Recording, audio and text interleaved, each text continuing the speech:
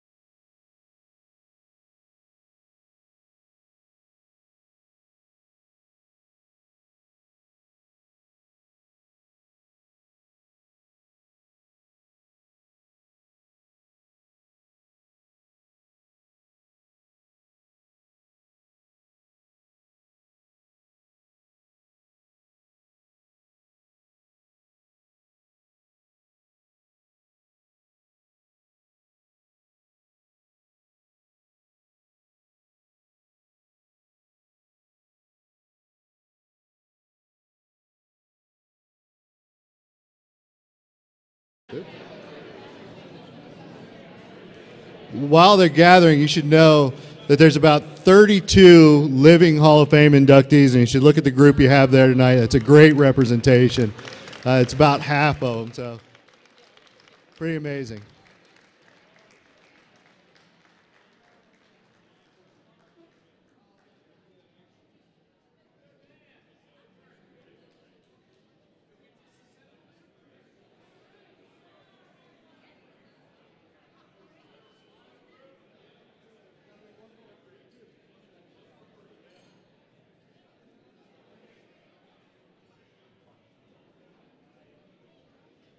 Okay, if I could get all the IGFA trustees, the current IGFA trustees, if you could join at the stairs where the Hall of Fame inductees just were, I appreciate it. We're going to take one more obligatory group photo, and then we'll start the evening.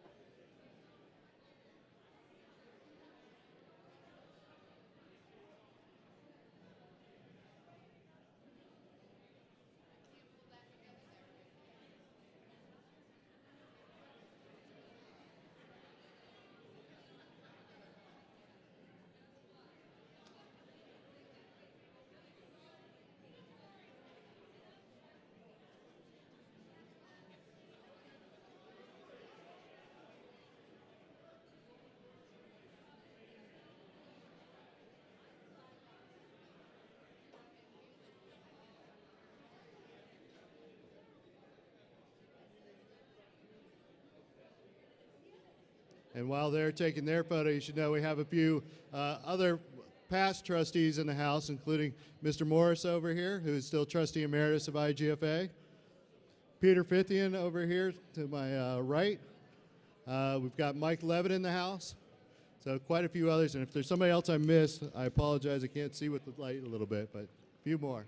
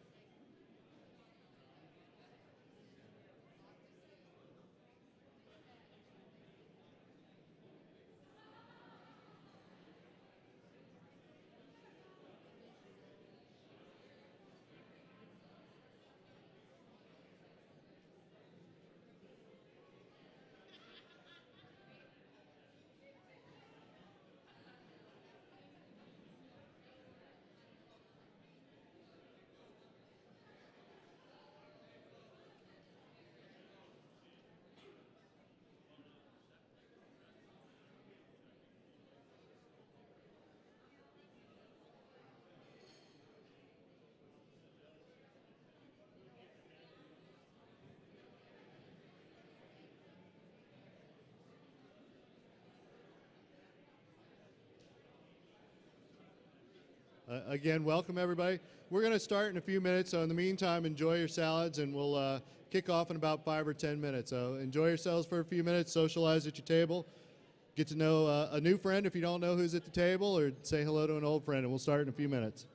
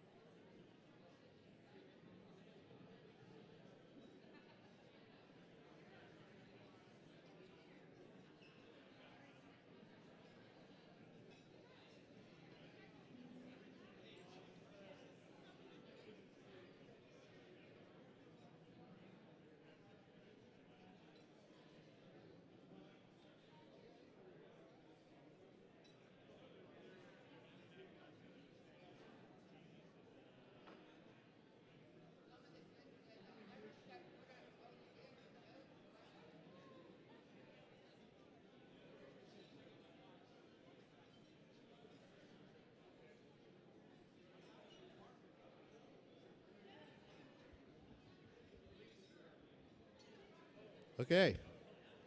Again, good evening, everybody. My name is Eric Combast. I'm the Development Director for the International Game Fish Association. Welcome to the 2017 IGFA Fishing Hall of Fame induction. What do you think about the new digs? Pretty amazing. The Wonders of Wildlife, this is an incredible facility. I first visited myself back in April, and what they've accomplished here is incredible, and we're so fortunate to have this as our new home and so proud of it. So I hope you guys had plenty of time to walk through and enjoy everything, and it's just an incredible facility. I'd like to introduce our chairman to come to the stage, Mr. Carlos Duncan, and he'll start the evening off. Again, thank you.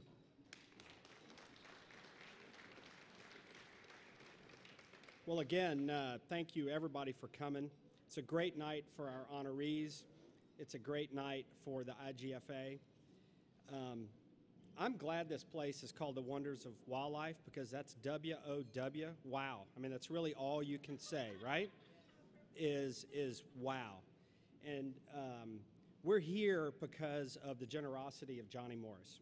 He's our presenting sponsor tonight.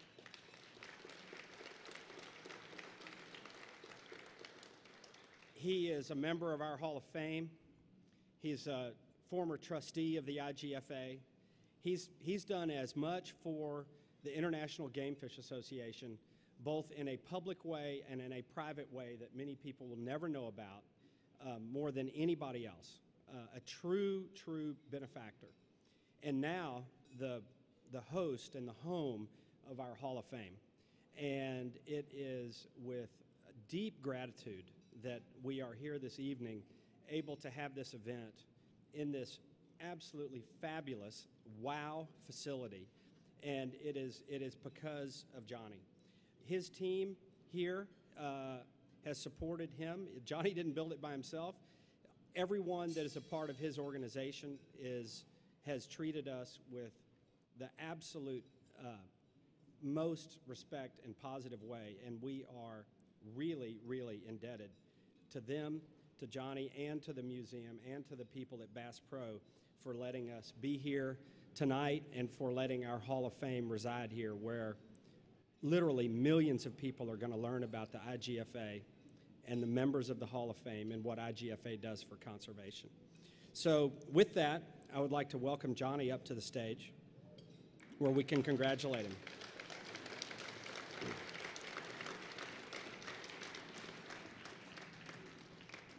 Thank you, Carlos. Hey, welcome everybody. And some folks here like to fish.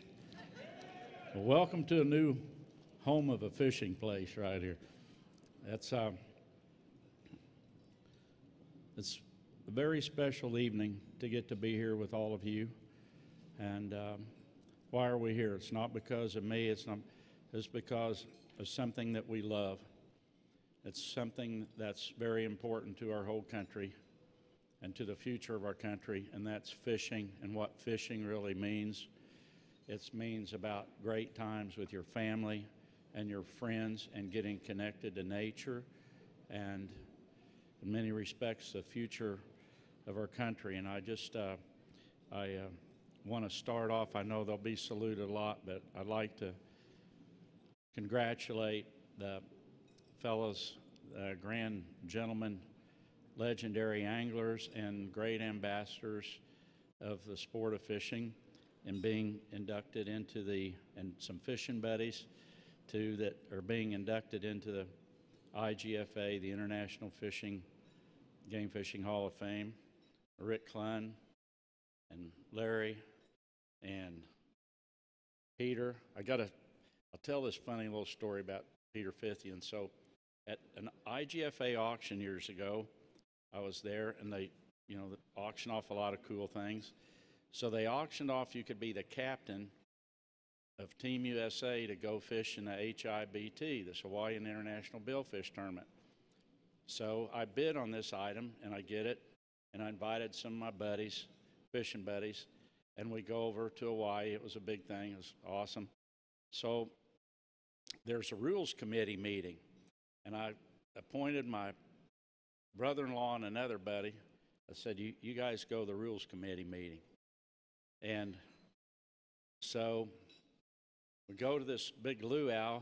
I show up, and they said, Johnny, you're kind of in trouble. He said, you better go apologize to Peter right now. I said, well, what's up? Nobody went to the rules committee meeting. So anyway, we had to go in the timeout box. They had a big shotgun start the next morning. But at least, Peter, you let us fish, so thank you for that. And Dr. Prince, visiting with you earlier, and Mike Levitt, just congratulations to all you guys. And Mike, I saw a picture of you in here earlier. I don't know, you might, if you're the only angler that ever caught a world record fish in just a T-shirt and a jock strap. But anyway, it was pretty cool.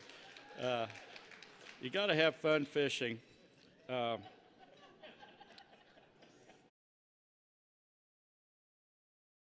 You know, to me, I just want to say thanks to the Board of Trustees to agree to move the Fishing Hall of Fame here to Springfield, Missouri.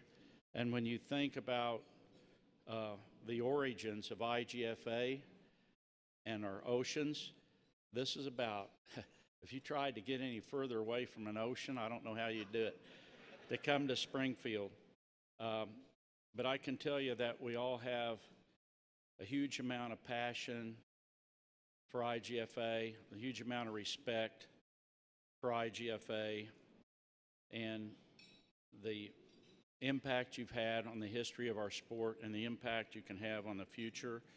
And I was just thinking about the founders of this organization, and I was thinking about when I got to come on board with become a trustee years ago. It was very much a learning experience to me to be exposed more to marine fisheries and fishing overall.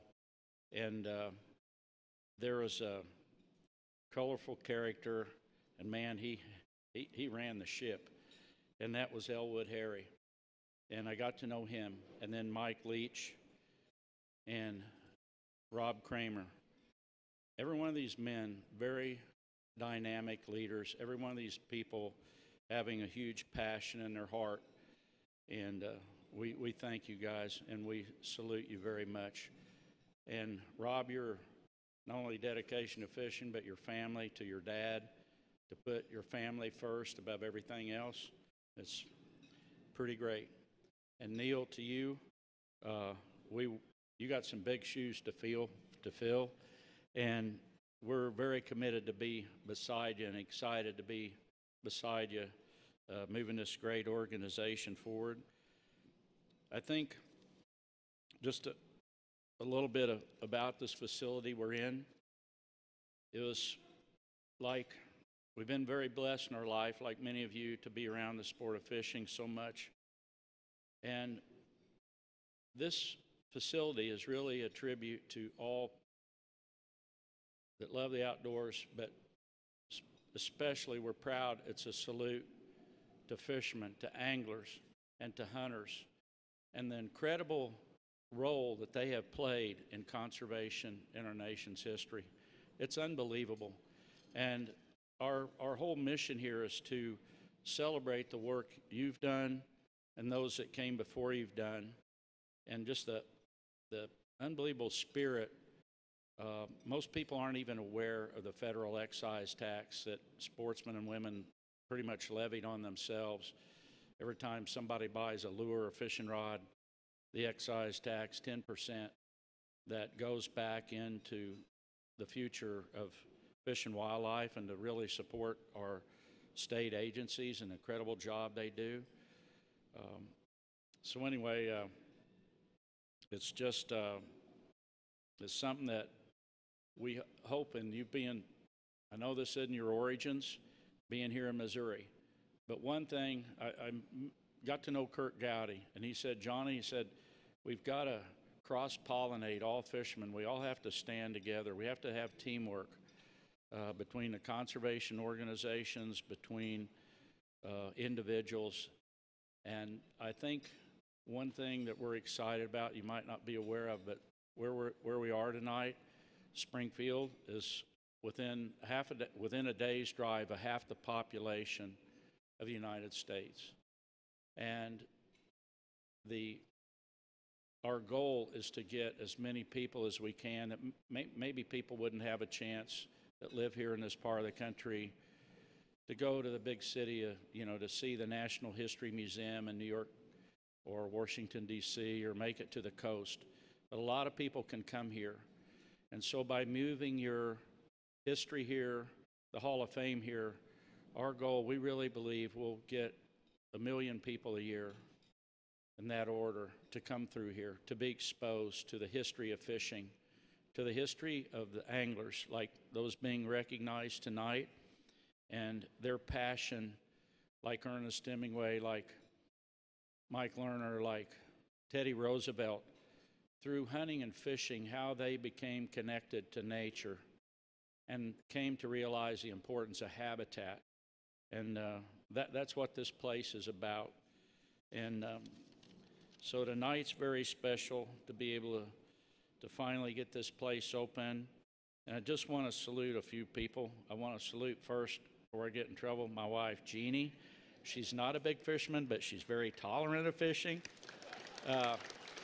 My main fishing buddy, my son, John Paul.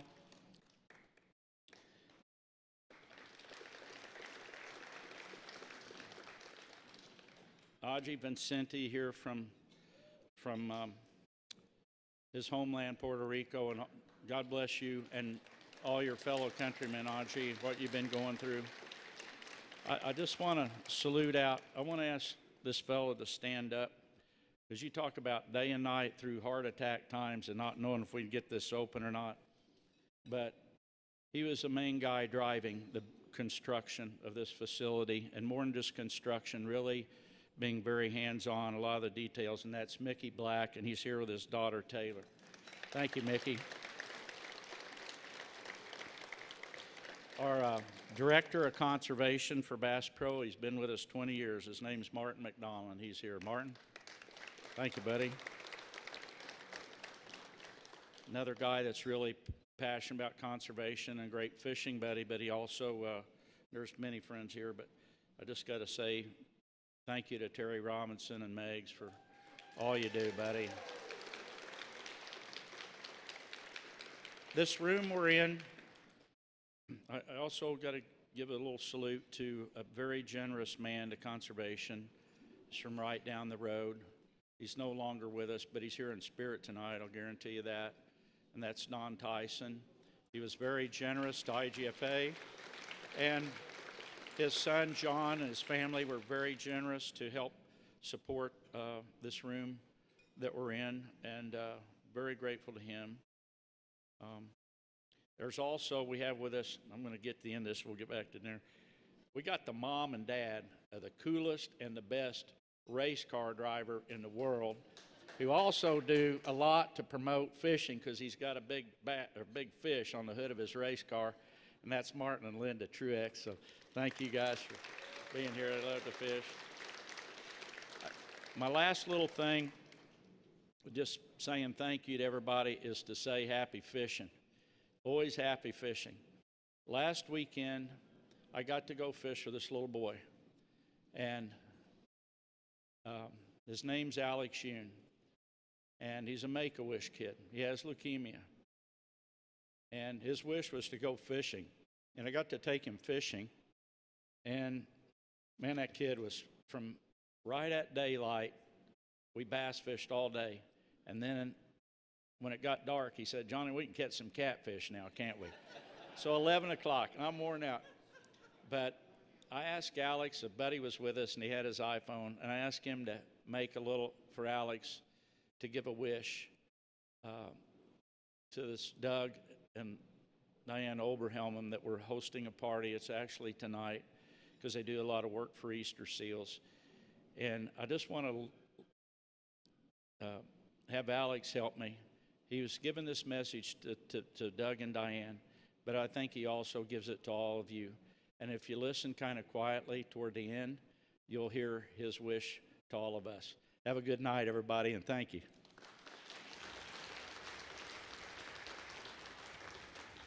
Oh, we got him. Cow! Okay. Alex, you look gotta at come over this. here, Alex, for a minute. We got to make a little movie, okay? Oh my gosh. Look up here at Josh, and Josh, tell us when you're ready to start. Holy cow. We're look at rolling. that. Okay, grab him. You got him good? We want to say to everybody. This is our buddy Alex. He had a wish today to go fishing, and I got a wish from me and Jeannie to Doug and Diane and everybody at that great party, and all your friends, Doug and Diane. Thank you, congratulations. You guys are our heroes. We love you for all your kindness to others. And Alex, how about that fish? It's big. Yeah, he's big. Good going, buddy. Hey, thank you. Congratulations, Doug and Diane. Was that happy? Yeah. Tell Doug and Diane, stay happy. Stay happy.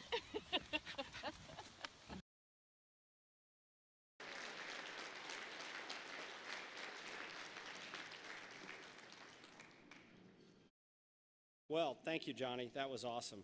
And everybody should stay happy. And it's a happy evening for all of us to be here today. And it's great to see how young people are brought into the sport and how young people are going to be inspired to be fishermen by coming to this facility. There's another person who is really important with the IGFA moving to this new fabulous museum, because he had a great relationship with Johnny and because he was a great leader for IGFA. Over the last 15 years, Rob Kramer served as our president. He elevated IGFA in the conservation business. He traveled the world as the ambassador for IGFA. He spent untold hours working on behalf of IGFA that we knew about and that we didn't know about. And we are forever indebted to the 15 years that Rob gave to us at IGFA. A big part of it was being a part of the transition to this new museum, but there are countless other things Rob did for us in the organization as our 6th president. So if Rob, if you could come up, please.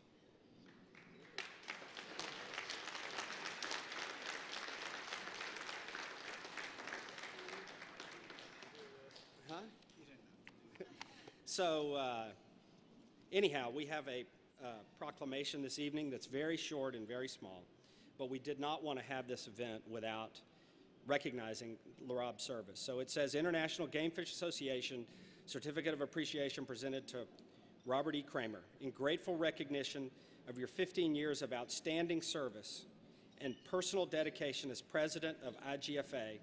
The IGFA Board of Trustees expresses its appreciation and gratitude. October 28, 2017. Signed by me and by Neil, our new president.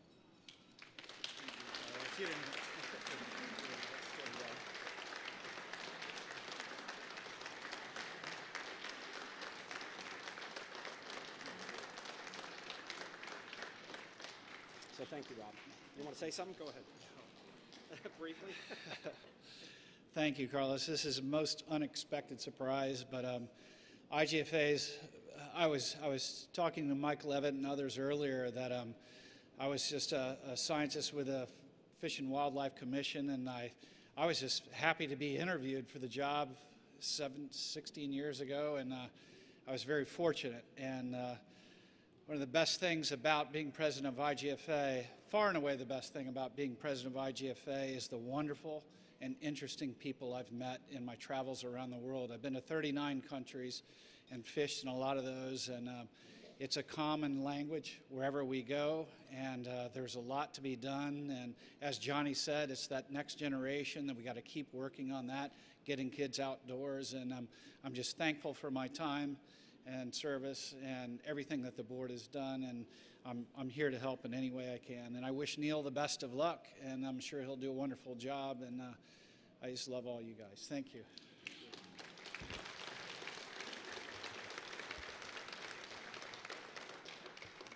So Rob served with great distinction and did leave big shoes to fill. And they have been filled by Neil Horton.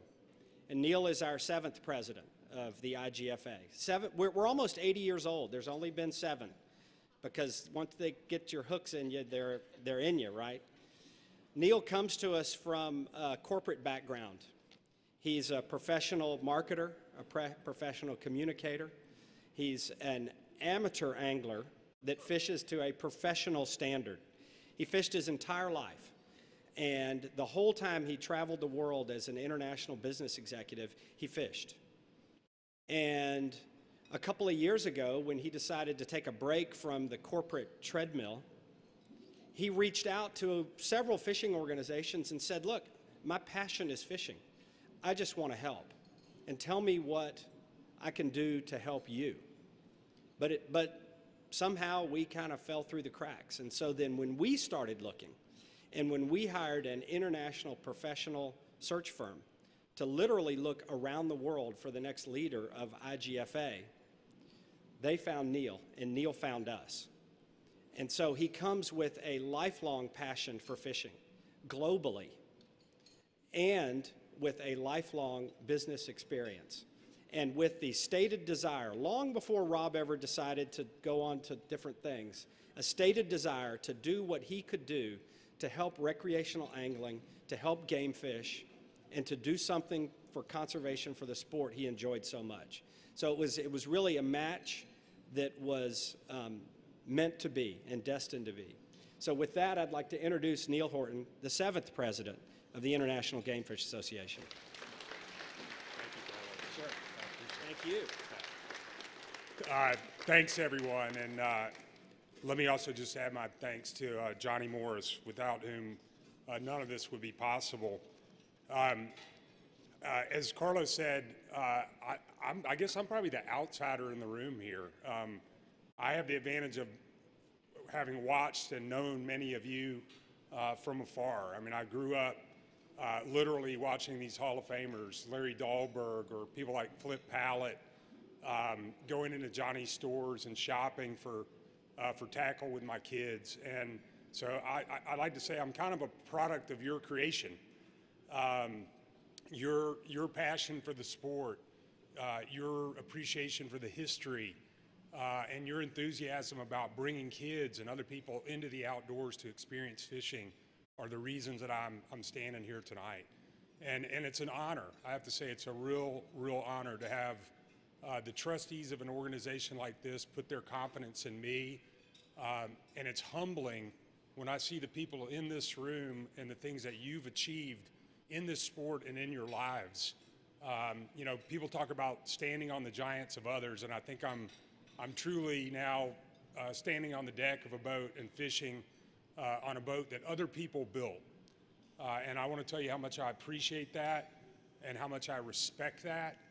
And I want you to hold me to a high standard of running the boat in the best possible way to bring as many people as possible aboard with us so we can enjoy the fruits of the outdoors and we can conserve the resource for the future.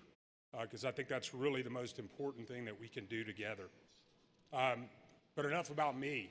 Let me get right into talking about some of the people that have brought us here tonight. And obviously, there'll be more from our masters of ceremony, but you know, we're here to honor Rick Clunn and Larry Dahlberg, Peter Fithian, Mike Levitt, and Eric Prince. And we would not be able to do that without the financial generosity of so many people in this room.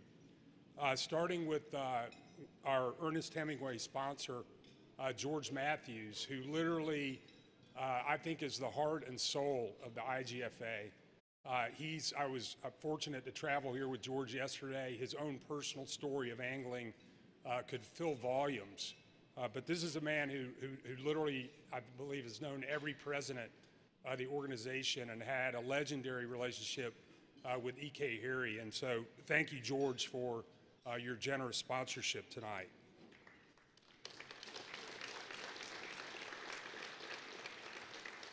I'd also like to thank our Zane Gray sponsors, our trustee Gary Carter, honoree and inductee tonight Larry Dahlberg, and our chairman Carlos Duncan. Thank you very much. Tom Evans also is a Zane Gray sponsor, and someone who I believe is a bit new to our family, and we're hoping he will become closer, Troy Links with Jack Link's protein snacks. I'm sure, like, if you're anything like me, you've spent a lot of time in tree stands and on the back of boats and in streams chewing on some beef jerky. So we're glad to have Troy Link here. Also, yeah, thank you, Troy.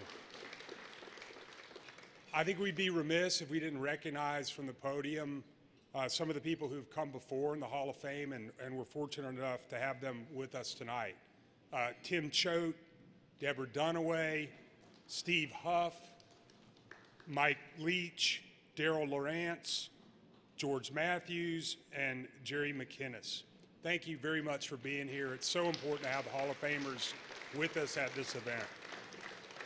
And then finally, I'd like to recognize and again thank the trustees that we have with us tonight: Terry Andrews, Marto Arestegui, Gary Carter, Tim Choate, Roy Kronecker, Carlos Duncan, our chairman, Mike Ferrier, our historian, Bob Kurtz, George Matthews, it's a recurring theme, Andy Mill, Bill Shedd, and Aji Vicente.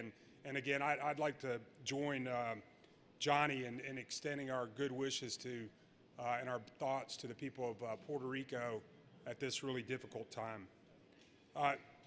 The final thing I'd like to do is welcome our IGFA representatives from around the world who have come so far to take part in this. You know, one of the things that really got me energized about being part of the IGFA after doing a lot of international work myself was the footprint of this organization. I've worked for several major companies, and I think I told someone tonight that the only company that I've ever worked for with more representatives in more countries is the Coca-Cola Company, and that is saying something, right?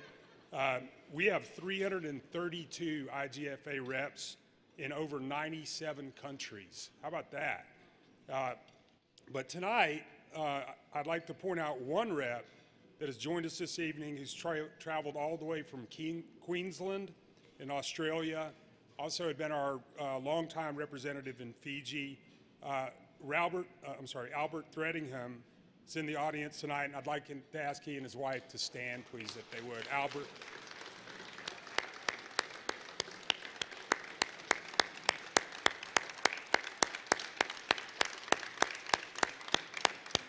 If we had a satellite tag on you, it would be quite a track to follow.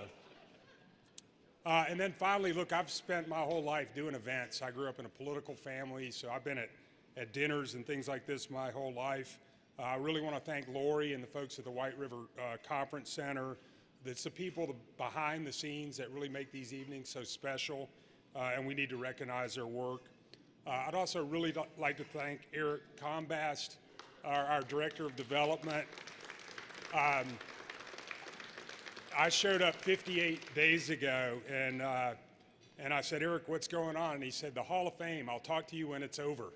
You know, and he's been hard at it. But the rest of the staff here, Jason, Andy, Don, Paul are all here, and they're all really helping me learn the ropes and get things done in the early days, and I want to thank them for that. The final thing I need to do is introduce our Master of Ceremonies tonight, another legendary part of the IGFA family, an incredible athlete, and an incredible person, a well-known television personality, an author, like all of us, a conservationist, an educator, and then just an all-around great person to spend some time with. And that's Andy Mill. Andy, if you could come up and take us through the program, we'd really appreciate it. Andy?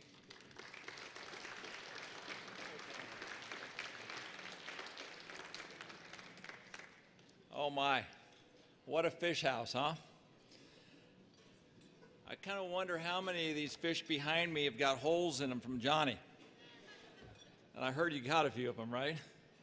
I want to thank Rob Kramer again for all your help for all those years. Carlos Duncan for leading us. But most importantly, I'm going to talk about Johnny Morris very briefly and this dream that you've had. Nobody dreams of this magnitude, let alone put it together. And I must say, I'm so lucky because I've been fortunate to fish with Johnny and President Bush in the Tree River. And I got to say, probably one of the most embarrassing moments of my life was when I threw a bird's nest backlast into Johnny's bait casting reel. I didn't know how to do it. He said, no, it's going to be okay. Just chuck it. I said, trust me, Johnny, I'm not very good at this. When I got done, it looked like Dolly Parton's hair. It took about a half hour to dig it out. But anyway, on behalf of the IGFA, Johnny, thank you, all the sportsmen, the hunters, fisher, conservationists around the world. Thank you for making our lives better. Thank you for our home and showing us how deeply a man can care. You are just fantastic. Thank you. And behind every great man is a great woman, Jeannie. Together, thank you. Bless you.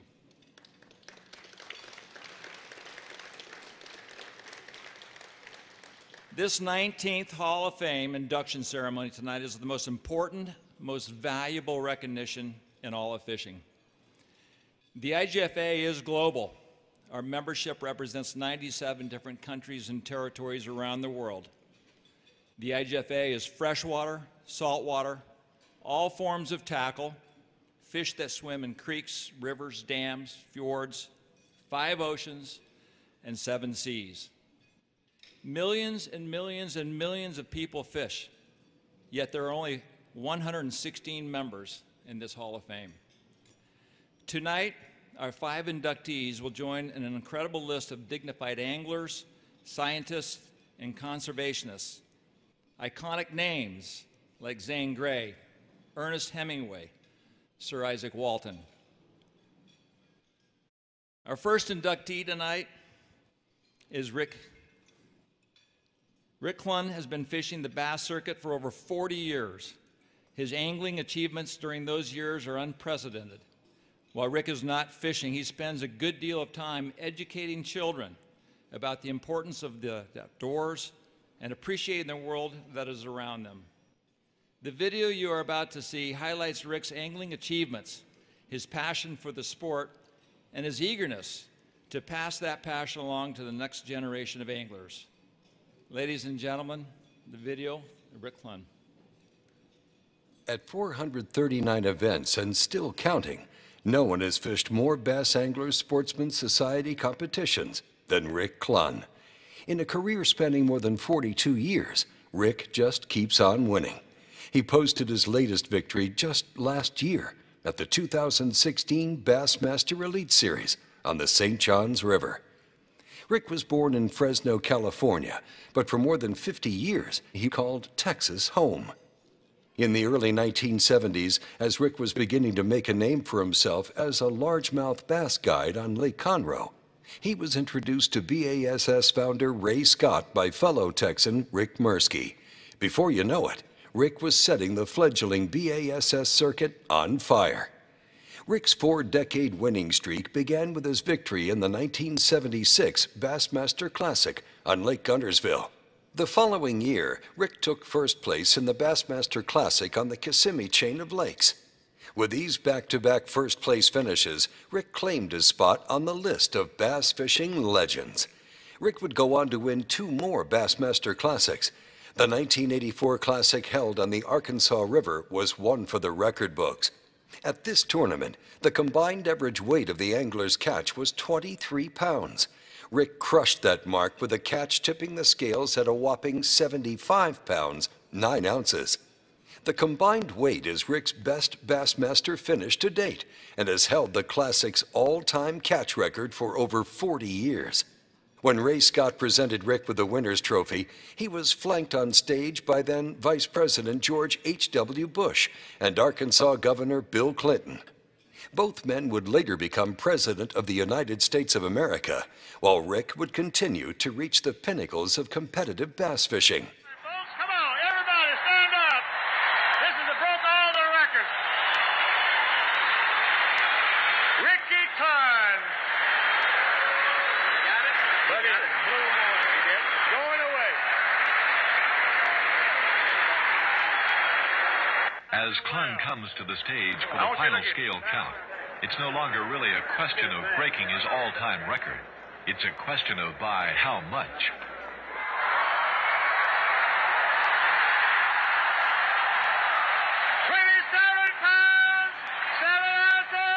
Rick's second Bassmaster Classic came in 1990 on the James River. Rick is tied with Kevin Van Dam for the most classic wins of all time. Rick has 15 first-place BASS event finishes. He's finished in the top 10 at 122 events and has a total career weight of 12,199 pounds and 1 ounce. He's one of 5 anglers to compete in the BASS Grand Slam, which includes the Angler of the Year, a Bassmaster Classic win, and $1 million in prize money. He's also one of only 5 anglers to have weighed more than 100 pounds of bass in a single event. In 1998, Rick was BASS Angler of the Year. He's finished in the top 25 Anglers of the Year in 29 seasons. In 2001, he was inducted into the Bass Fishing Hall of Fame, and in the same year, he was inducted into the Freshwater Fishing Hall of Fame. In 2005, Rick was voted all-time greatest bass angler in ESPN's fan vote. He's also been nominated for an ESPY Award. Most recently, Rick was inducted into the Missouri Sports Hall of Fame. Considered a living legend of the sport, Rick's career has spanned over 40 years, the longest stretch in BASS history by more than a decade. When he's not fishing, Rick shares his love of the sport with children in schools across America. My angling journey has been my greatest teacher.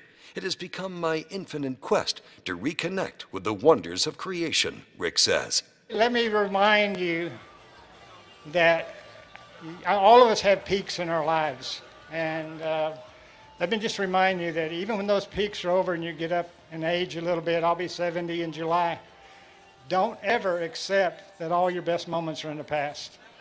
Okay? So,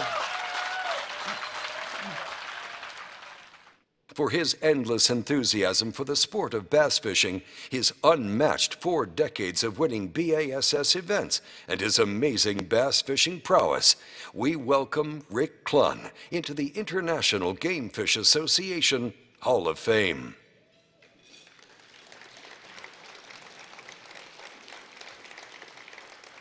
On behalf of the IGFA Board of Trustees and the members worldwide, I am pleased to induct Rick Clunn into the IGFA Fishing Hall of Fame. Please.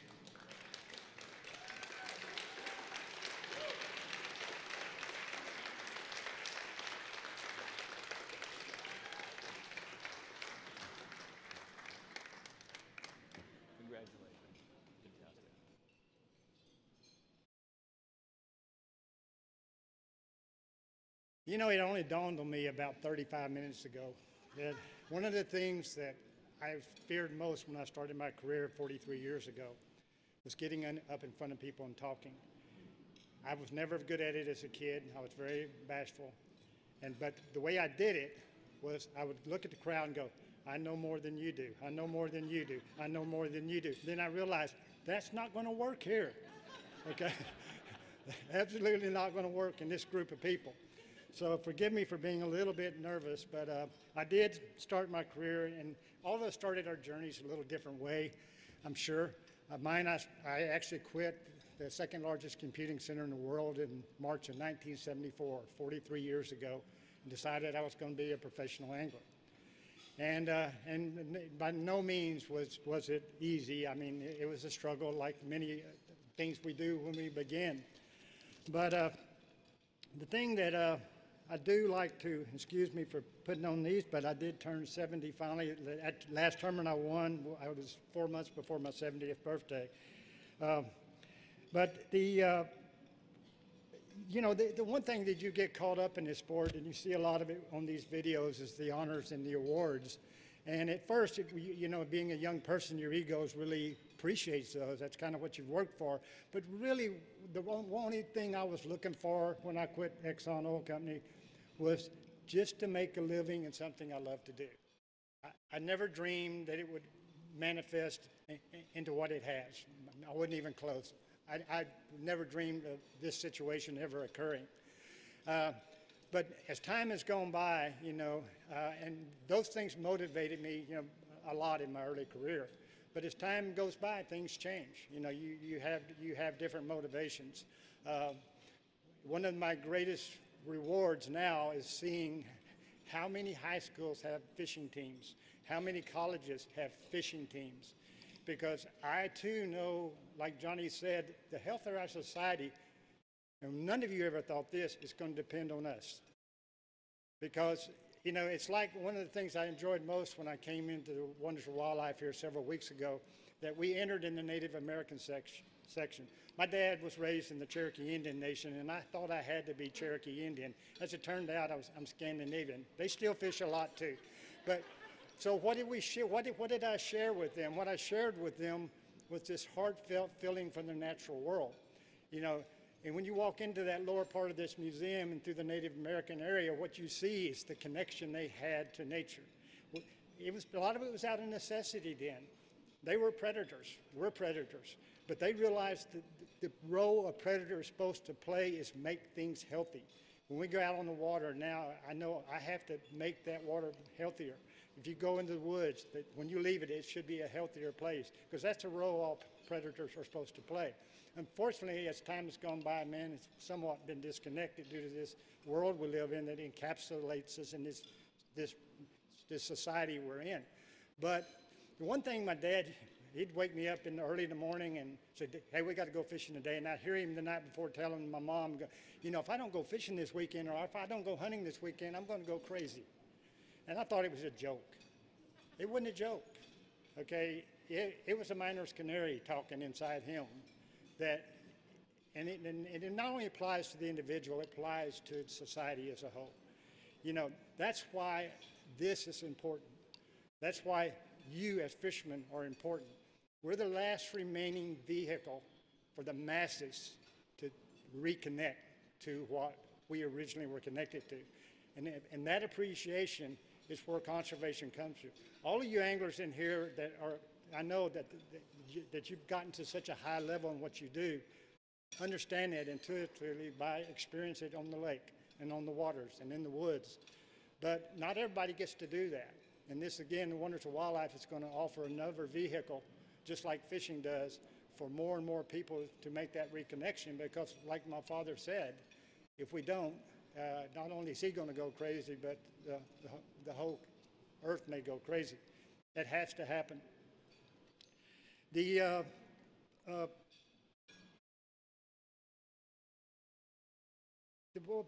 I've got to also, you know, my motivation changed in my life, and my greatest motivator now is my wife, Melissa.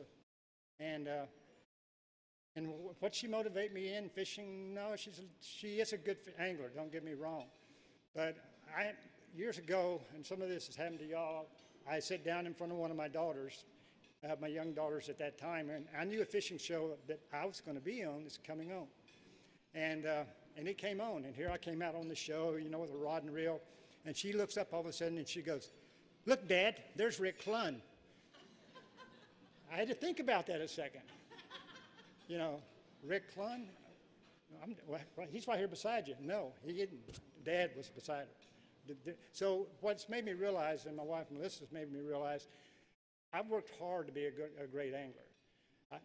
But have I worked as hard to be a great husband, a great father, and a great friend? And that's what motivates me now more than anything else in life. And much like this Zane Grey, and I love these things and everything Johnny does, these wisdoms, these quotes and wisdoms from people from the past. But much like that, and like I stated in the deal, none of us should ever accept that our greatest moments are in the past. You know, there's things left to be done. Again, thank you, IGFA, and for all you've done and for allowing me to be part of this. Thank you.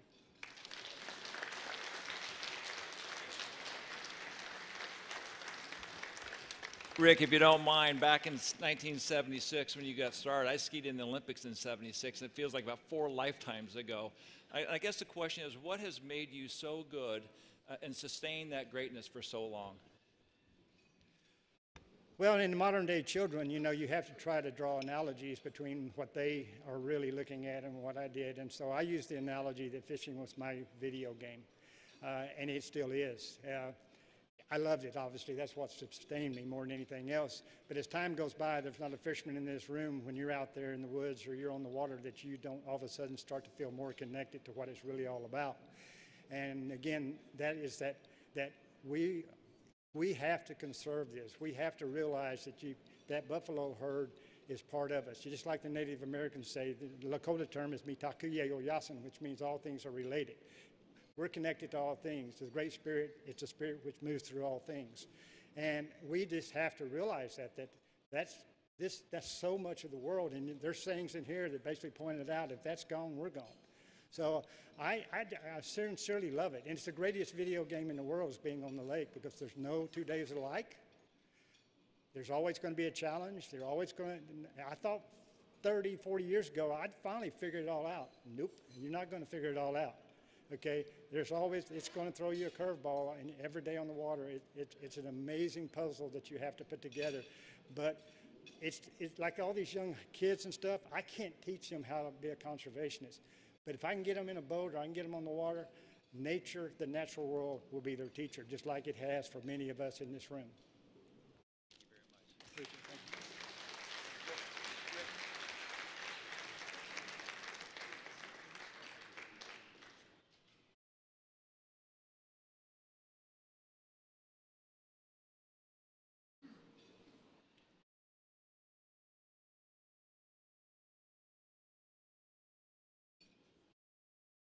Can you imagine?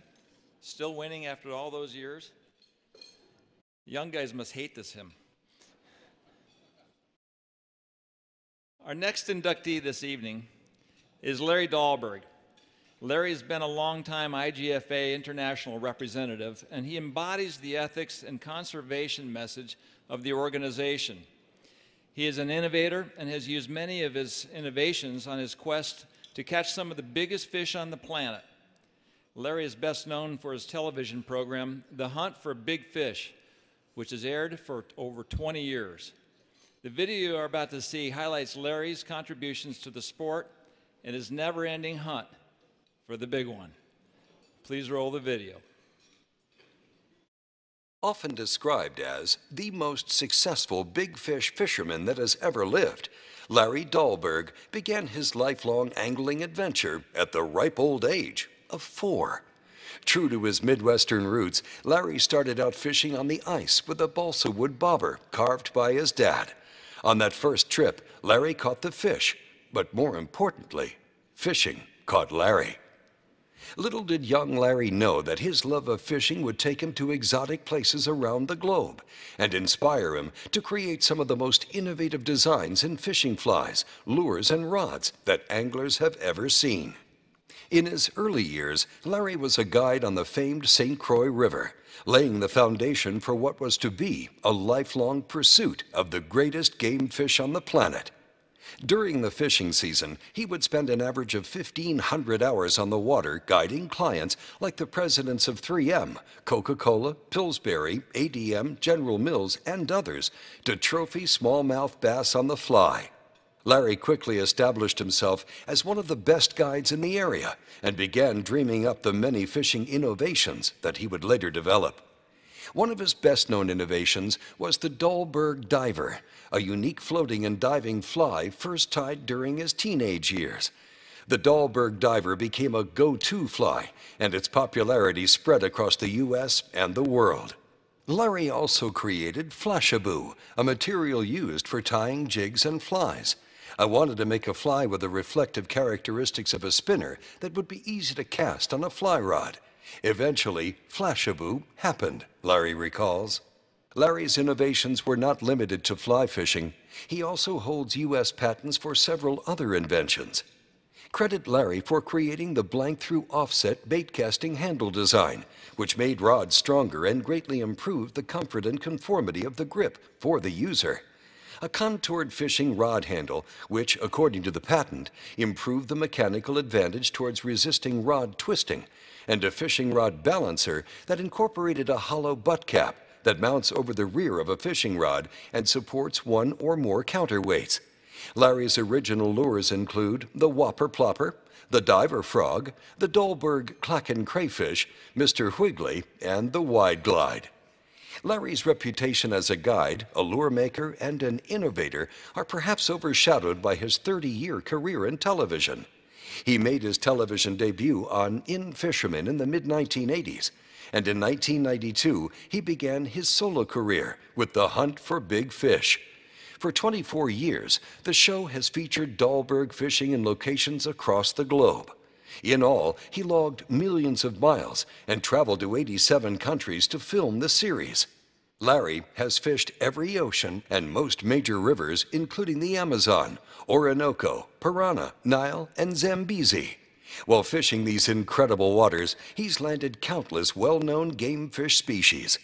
Among his favorites are muskie, tarpon, smallmouth bass, steelhead trout, blue marlin, and Atlantic salmon. Larry has also landed some lesser-known fish, including Russian beluga, Nile perch, giant wolffish, African tigerfish, and a massive 400-pound Paraiba catfish. Whew, man, he busted my butt. What a monstrosity.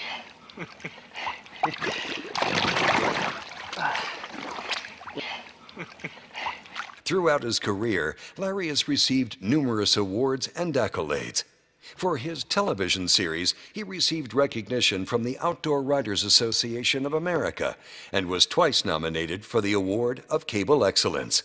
And for his fishing aptitude, he's received the Henschel Award by the Federation of Fly Fishermen and has been inducted into the Freshwater Fishing Hall of Fame. In 1999, Larry received the International Game Fish Association Conservation Award for a lifetime of conservation work. In a 2015 interview, Larry said, "The big ones have always made my heart beat faster. When I see them in the water, my pulse goes up. You go through stages as an angler. The first stage is, I just want to get a bite. The next stage is, I want to catch my limit. The third stage is, I want to catch a big one. And the fourth stage is, I want to catch one how I want to catch one. And if they don't want to bite my deal, then they can starve." I don't know where I am exactly in the stages, but probably somewhere in between the third stage and fourth stages. For his lifetime of fishing innovations, his award-winning television career, and his conservation efforts, we welcome Larry Dahlberg into the International Game Fish Association Hall of Fame. On behalf of the IGFA Board of Trustees and the members worldwide, I am pleased to induct Larry Dahlberg into the IGFA Fishing Hall of Fame.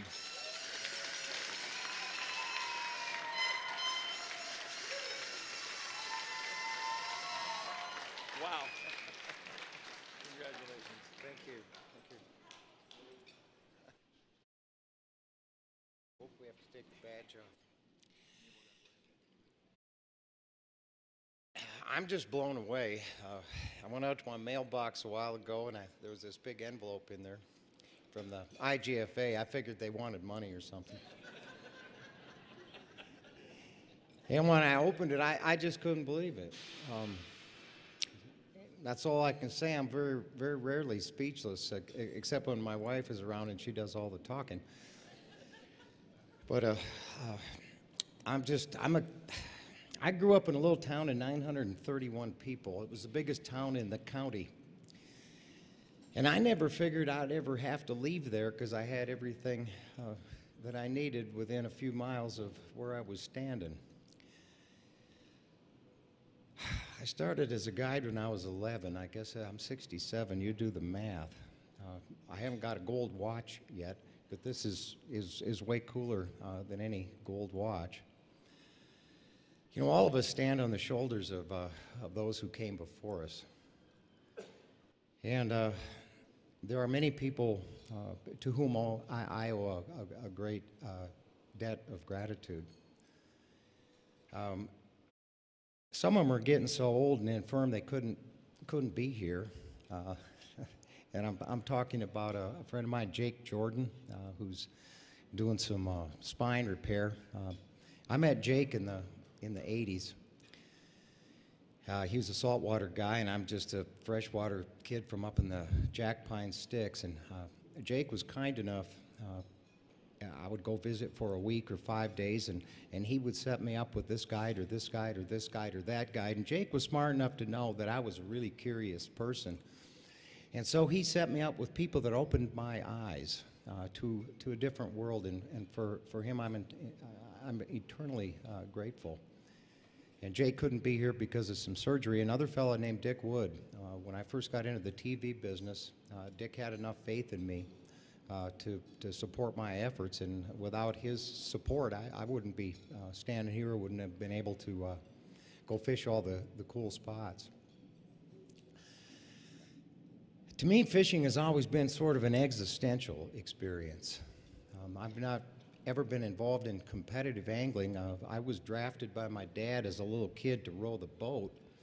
And so what it was about is, you know, we're fishing here together and we catch these things kind of working as a team. Pull on the left oar. I said the left oar. Push on the right oar. Okay, good. And then he'd make the cast. But he didn't have many attaboys.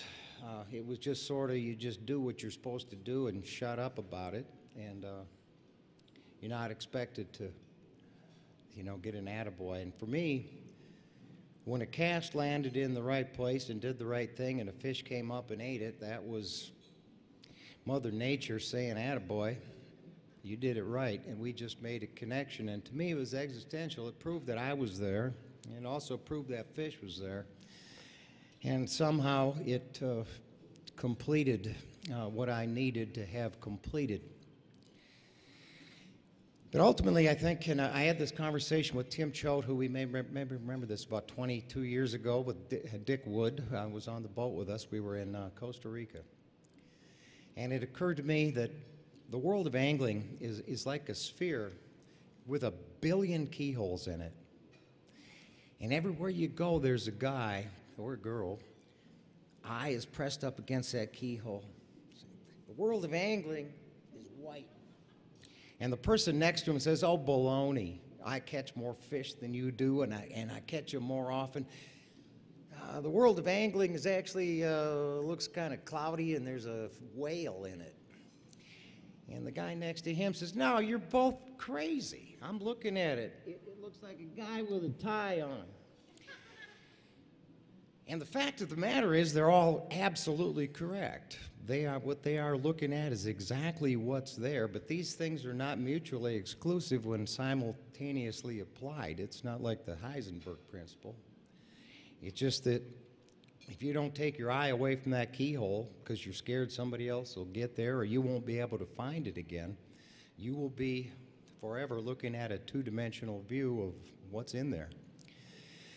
And I think that if a person can look through as many keyholes as your lifetime allows you in anything, fishing or life, you have a much higher chance of getting a three-dimensional view of actually what's inside it. And so I would like to thank everybody here in the IGFA and the people, my family, the people that have put up with me, especially Jack and Troy Link, who have continued to support my television efforts over the last many years. And I will leave you with this, that life, love, fishing, and relationships are like wet bars of soap. The harder you squeeze them, the further they fly. Anyway, thank all of you. Larry.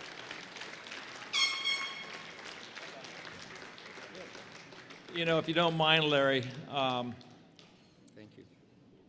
With all the fish you've caught around the world and all the storytelling you've told, you've fascinated all of us. Is there a fish that is still on the bucket list? Is there a location that you still want to go and touch? No, there aren't any fish on the bucket list. In the spots I'd still like to go, I probably shouldn't tell anybody. Attaboy. Congratulations.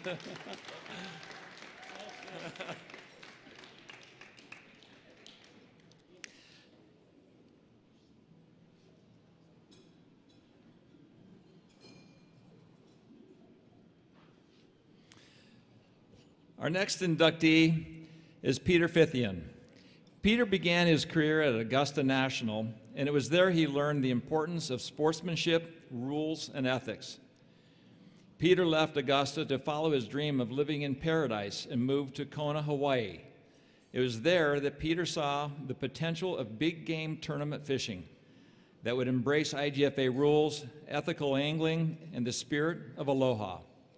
In 1959, the same year Hawaii became a state, Peter launched the Hawaiian International Billfish Tournament. Almost 60 years later, the HIBT is still going strong.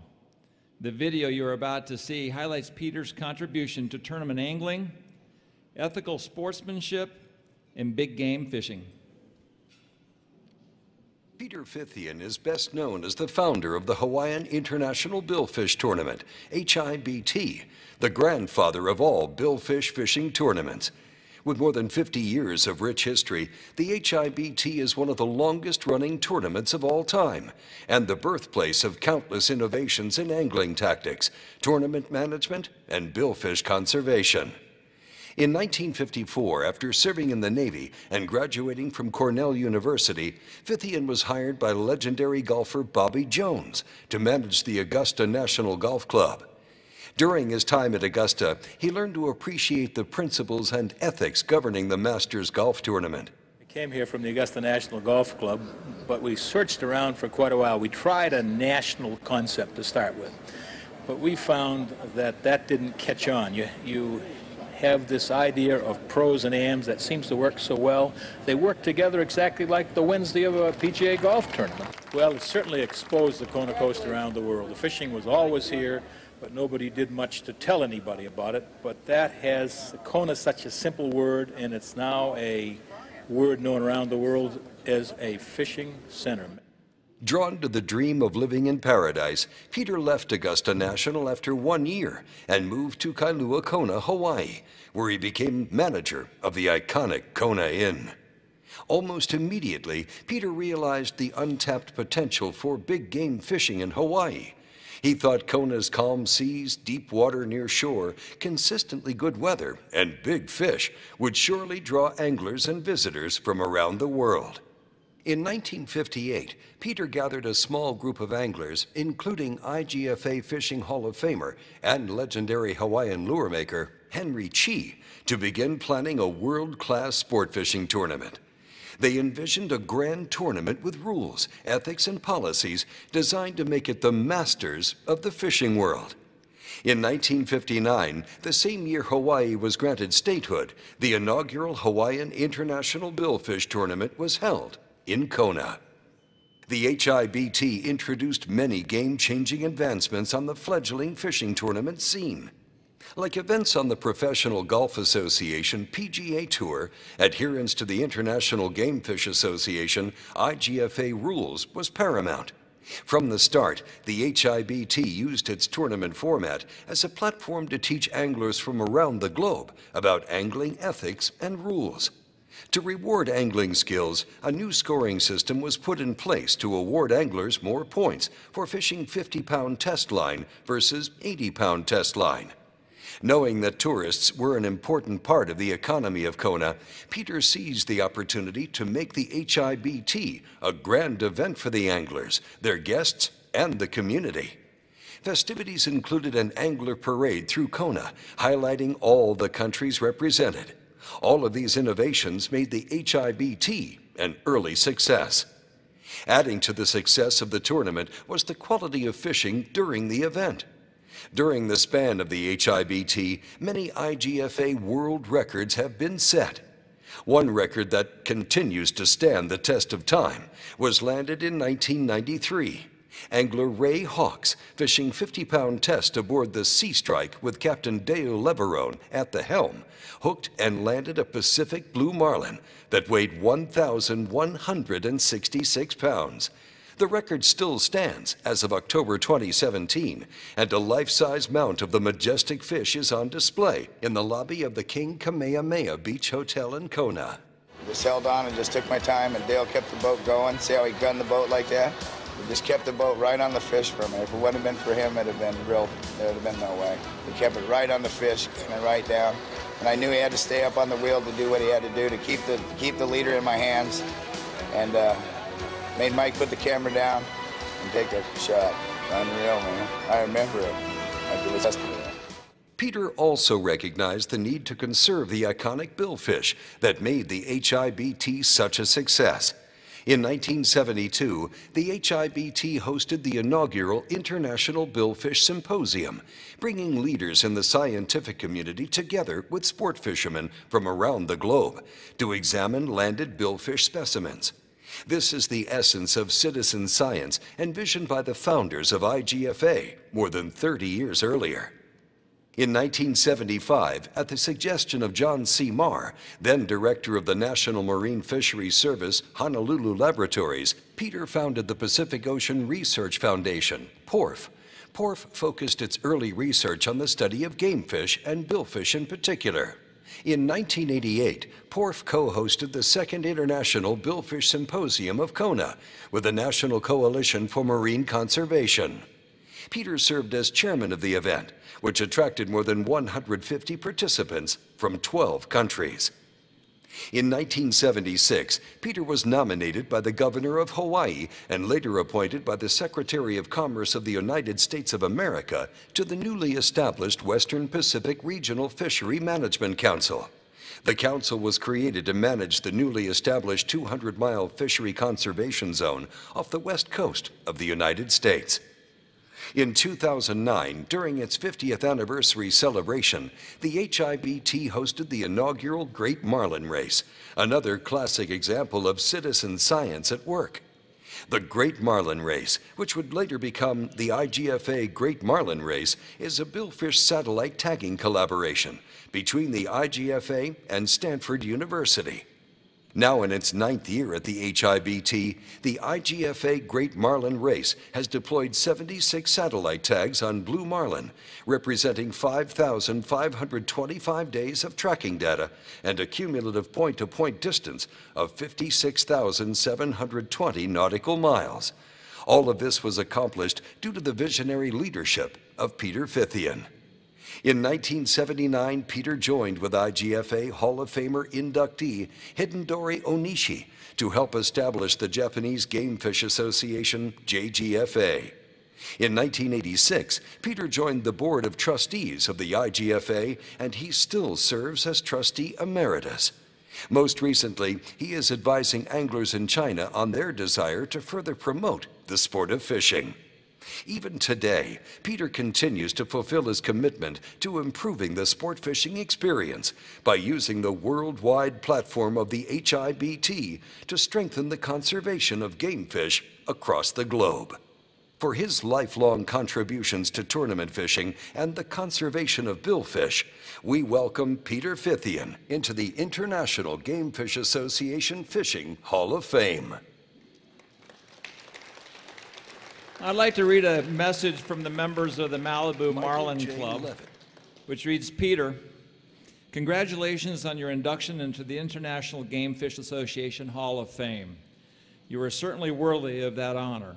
Since your founding of the iconic Hawaiian International Billfish Tournament in 1959, you have eagerly supported fish conservation, scientific fish research, and implemented new fishing techniques and rules adopted by the IGFA.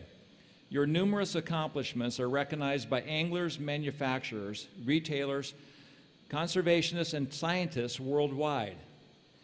Peter, on behalf of the thousands of fishing enthusiasts who have benefited from your donations in the last 58 years, mahola and aloha. Malibu Marlin Fishing Club members Fred Doerr, Steve Spina, Michael Buzz Colton, Stephen Chow, Sylvia Chow, and Sam Spinello. On the behalf of IGFA trustees and the members worldwide, I am pleased to induct Peter Fithian into the IGFA Fishing Hall of Fame. Peter.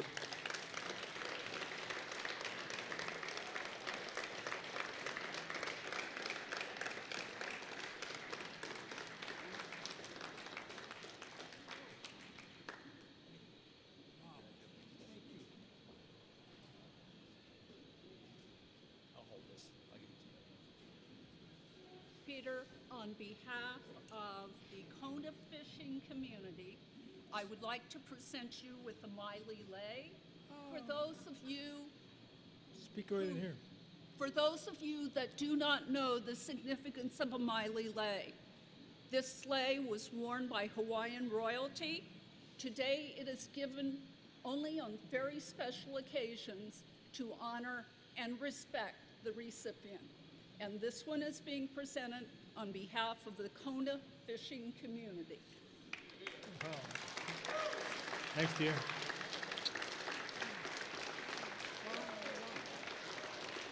Do I say something now? Wow.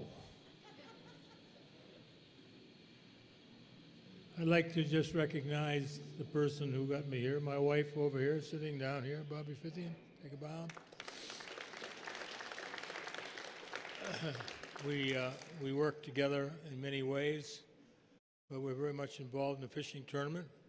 I'd like to say right off the bat, we have a few openings for teams next year in case there's anybody in the room. Several of you have sort of hinted around you might like to be there. We'd love to have you. There's so much one should say now. I would like to tell you that we'll have done 59 tournament this year and 60th tournament the next year, and if you ever start to do anything and have any idea that you're going to do something for 60 years, that's why I crawl up the stairs a little slowly. But it's been fun. It's been planning. I'd like to go back to the Augusta National. Bobby Jones hired me. Why, I never could be quite sure, and I was afraid to ask. But when I left, he said, you know, you've convinced us we're always going to have a manager here. And every member of the staff, led by him, came to say goodbye, which was quite compelling. So when I got to Kona, here's a small hotel, and they kept coming up on the lawn and pulling these enormous big fish. God, I've been from Cape Cod, we caught scup. These enormous fish, and they pulled them up and hung them up there, and I thought, wow, that's interesting. How does this happen, and so forth and so on. Well, suffice to say that I thought, gee, maybe Augusta National, Masters. And I guess it just swirled around, and with the help from a couple of three people to start with, why we decided to have a fishing tournament in Kona, and the rest is, I guess, history. We've done it a lot of times. I didn't realize we'd done all that was in the movie. Please pay rapt attention, because that's me. But I would like to mention a couple of things that were instrumental. Once we got it started, the president of the IGFA was E.K. Harry. Elwood came to Kona and stayed in the hotel during the tournament. And we got to talking about organizational things and how this might be happening and how the tournament could assist. And we became great friends. Got me to come back here. One day he said, you should be on the board. And I said, what board? He said, the IGFA board. I said, oh, okay, what does that mean? He said, well, it's quite a long distance from here to Florida, where we operate from, but I'd like very much to have you on the board, and I enjoyed those years and hope I contributed something that he felt I did, so I was very glad to do it. It looks like the movie said something was helpful. So there are so many people that you need to thank. My exploits as a fisherman, two of the members of the Hall of Fame, one is George Parker, who caught the first 1,000-pound marlin in the Pacific. I had the honor to nominate him, excuse me. And the other one was Henry Chi. Again, I'm trying to prove what a great fisherman I was, so to be with this crowd. So Henry Chi was just the greatest fisherman I'd ever seen, captain. came into my office often with bare feet, and he said, "You're not doing anything, let's go fishing." So, okay, I'd leave, hopeful that the manager, the president, wouldn't come into town and see me away from the desk. It was not allowed. So we'd go out and go fishing, and one day he says, "You know, you haven't caught anything." I said, "Well, I'm quite sure you're right, but so we're going to go tomorrow, and you're going to take the day off, and so we'll go fishing and we'll catch some fish." Old bomber kind of a boat. He's always watching. That day, we had 6 hookups. Blue marlin behind the boat, jumping around all over the place. Never caught one of them. He said, "We'll have to have a little more work with you, Fithian, because you obviously haven't much of a touch for this type of thing," in a very nice way. And so eventually Bobby and I went to other countries where we caught marlin, and people didn't know. They just thought you come from a fishing tournament, you're supposed to be able to catch marlin and know what to do it. Well, didn't go with the job, but after a while we got our hands around it, but never wanted to be. So I am not a great angler. So far that's what you've heard from, but maybe an organizer of things and getting government involved, serving on commissions and so forth, was a way of making Kona somewhat of an important place in the world. I was, I think, one of the first recreational fishermen appointed to a fishing council, a job I held for many, many years, and still consult with them today. So I was thinking, is there anything else I could possibly tell you that would convince you I knew enough to be here? And I'm hopeful that you'll overlook my lack of fishing ability. But Elwood and I did do a number of things which have materialized in this building. I had great respect for the trustees, the time they give, and I'm delighted to be added to the Hall of Fame. It's a great honor, and Bobby and I are very enthused we're here. Brought with us the Threadinghams, who we've already met, and my nephew, who manages fishing and boats and so forth in Florida. Was there more I was supposed to say, Bobby? Sit down, huh? Thank you very much, ladies and gentlemen. It's a pleasure. Thank you. Well done. Thank you very much. Thank you.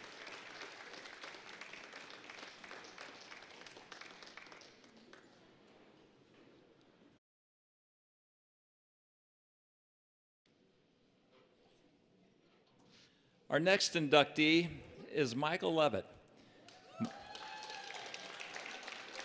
Michael is a successful businessman and an even more successful angler. He has set many IGFA world records during his time on the water, and he has fished the waters across the globe, from Cairns, Australia, to Piñas Bay, Panama. His home waters off of the New Jersey coast are just one of many, but few have given back to the sport as much as Mike has. Along with fellow angler, IGFA trustee and friend Don Tyson, he led the charge to construct the original IGFA building in Fort Lauderdale, Florida. The Into the 20th Century fundraising campaign truly led the IGFA into the future. The video you're about to see highlights Mike's success in business, angling, and philanthropic. Michael J. Levitt is a businessman, a world-renowned angler, and a humanitarian. He set many International Game Fish Association IGFA world records, helped design innovations in sport fishing boats, and was instrumental in the creation of the original IGFA Fishing Hall of Fame and Museum. Mike was born in Philadelphia, Pennsylvania, and at the age of 8, he moved with his family to Atlantic City, New Jersey. As a child, he loved playing sports in school and graduated second in his class at the Pennsylvania Military Prep School. Mike later attended Dickinson College in Carlisle, Pennsylvania, where he studied for a pre-law degree. However, after working as a salesman for his dad's real estate company and making a $300 commission, Mike decided to go into real estate development. Joined by partner Jack Sobel, Mike created his first company, specializing in projects with the Federal Housing Administration. Through one of the first residential urban renewal programs, they successfully expanded the business and in 1970 merged with U.S. Homes, a publicly listed company that was the country's top home builder. Mike stayed on with the company for 3 years, and after deciding that being part of a public company was no fun, he left U.S. Homes to create the Michaels Organization. 4 decades later, the Michaels Organization is recognized by the housing industry as the United States' #1 affordable housing owner. As Levitt grew his business, he also grew a passion for fishing, and he quickly became a world-class angler. Before it was discovered, Levitt was an early pioneer of the Great Barrier Reef. By catching big black marlin and many times releasing those big fish, he helped popularize the fishery in Cairns, Australia.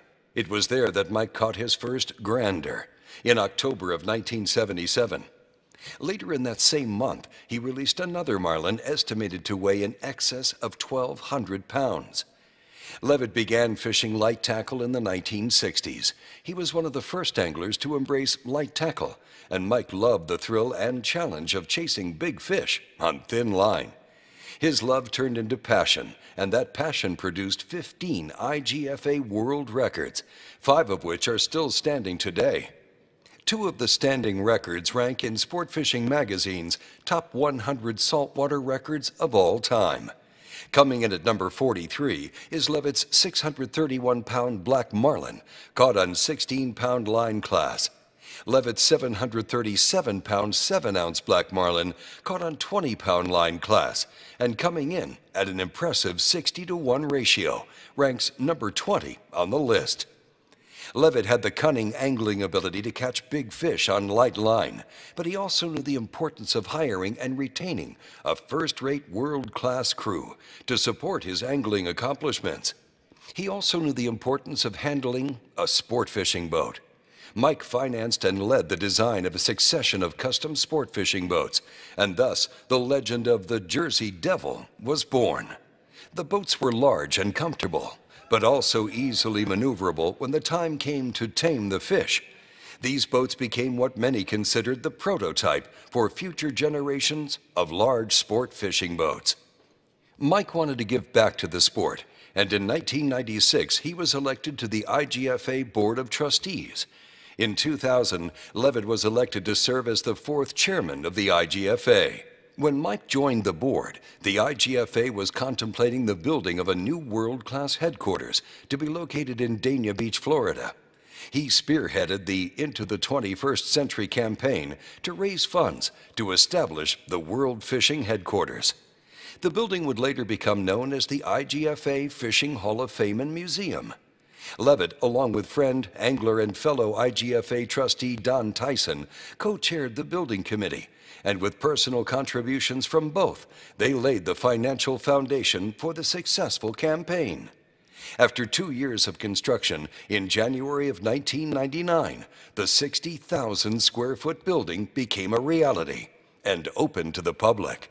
Welcoming guests to the IGFA headquarters is Sword Dance, a 24-foot-tall magnificent stainless steel swordfish sculpture designed by world-renowned sculptor Kent Dahlberg. At the time of its unveiling, Sword Dance was the largest stainless steel gamefish sculpture in the world. Levitt commissioned and personally financed Sword Dance. The sculpture is dedicated to Mike and Pat Levitt's fathers, Howard Levitt and Jim Dolan, and is the iconic symbol of the IGFA headquarters.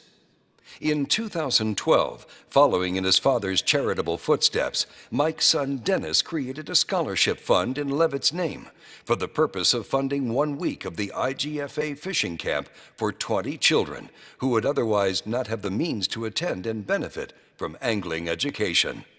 Since 2013, the fund has provided 114 children the opportunity to attend camp. Few have reached the level of angling achievements of Levitt. Even fewer have given back to the sport in as meaningful of a way as Mike. For his angling achievements, charitable acts, and innovations in sport fishing, we welcome Michael J. Levitt into the International Game Fish Association Fishing Hall of Fame.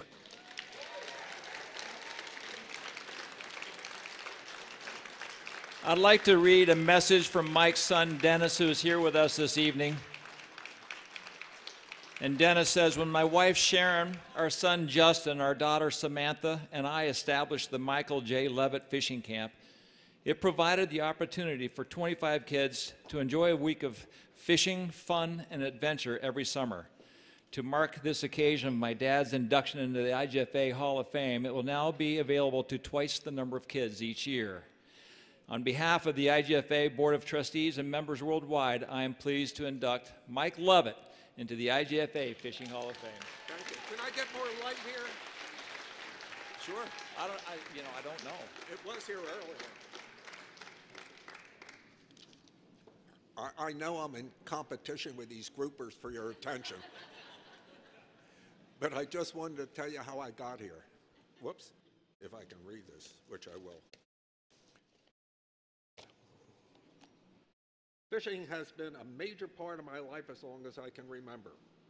When I was 10, I would rent a rowboat in the bay behind Atlantic City and row out in the bay to catch flounder, bass, croakers, and weakfish.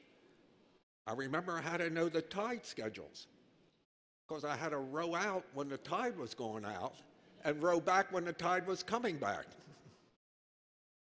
My dad loved to bottom fish and had a 30-foot garvey that he would fish in the bay night or day offshore, a little bit offshore, and that's what I grew up with.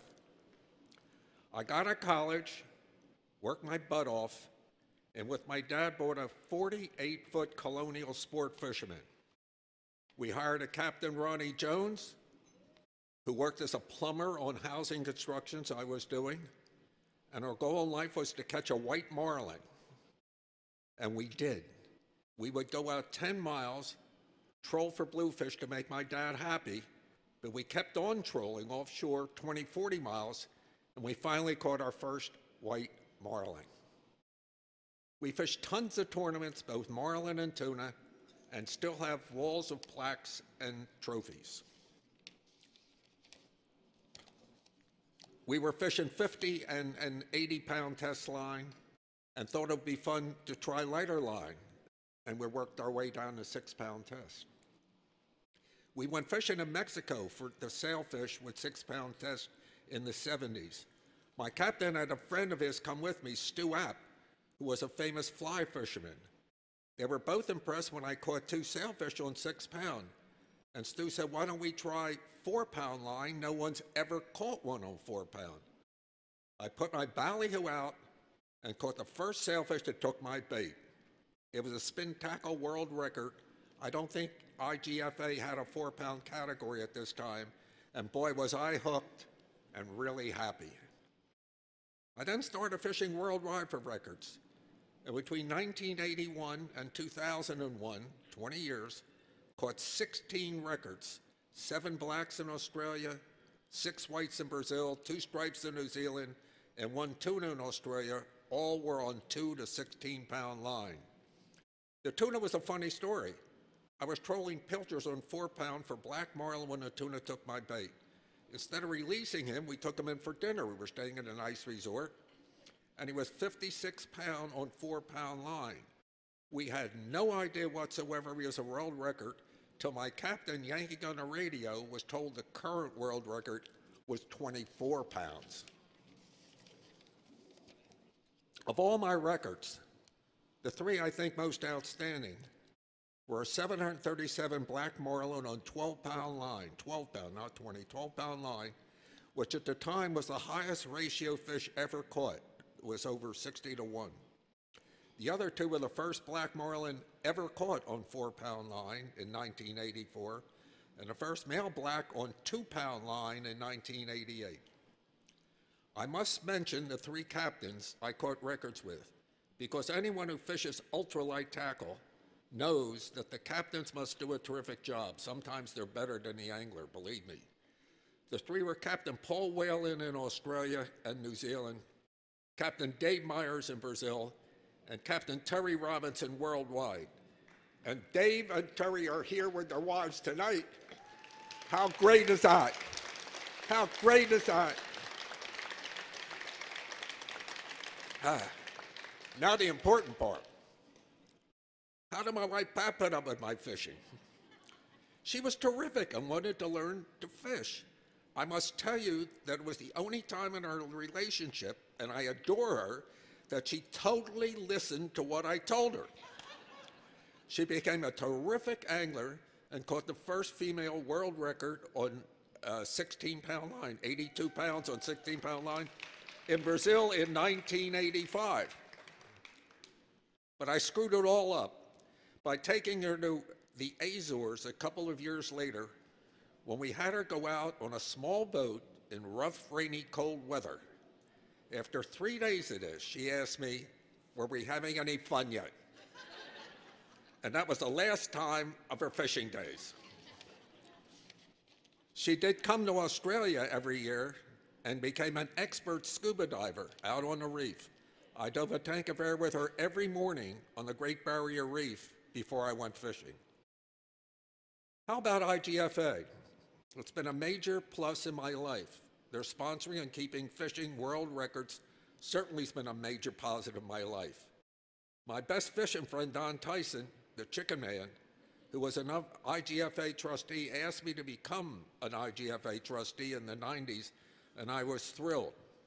Don then told me IGFA wanted to build a world headquarters in Florida, and he wanted me to act as the developer. I got John O'Donnell, who was going to be here tonight, but he couldn't make it, with me to help me, and John's now the president of the Michaels Organization, our real estate company, as a matter of fact. Johnny Morris gave me the site, which was worth $7 million. Don gave me $2.5 million and guaranteed a $10 million mortgage. I put up $1 million and off we went. The results are obvious. We think the building's terrific. I did such a good job that the trustees voted me chairman of the board of IGFA. I must tell you that the most outstanding accomplishment I made as chairman was hiring Rob Kramer to be president of the International Game Fish Association. Wait, give me a minute. Give me just a minute. We interviewed 6 or 7 applicants for the position, and Rob was the most outstanding. You all know what an incredible job he's done the last 15 years as president, and he's now retired. And I know I'm repeating the accolades that he's already had, but I feel very strongly about this. I must ask Rob to stand up so we can give him another rousing round of applause that he so well deserves.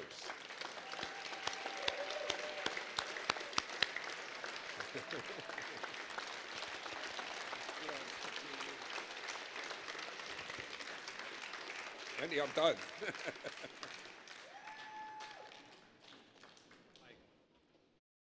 Congratulations. Thank you. Fantastic.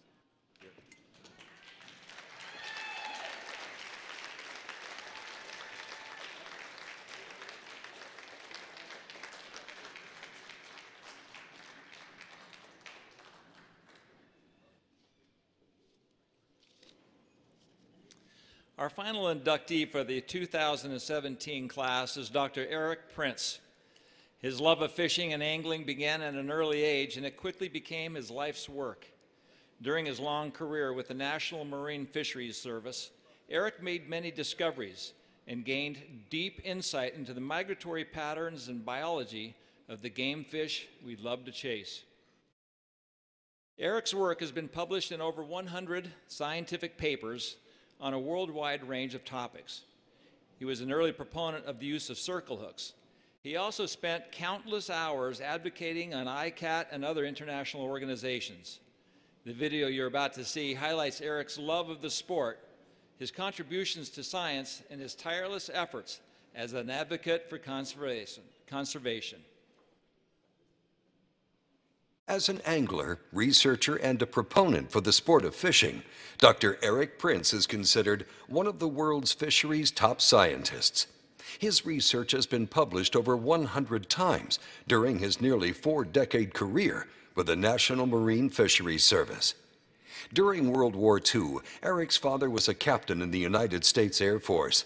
When the war ended, the family moved to Great Falls, Montana, where his father taught flight school at the newly established Malmstrom Air Force Base, located near the Missouri River.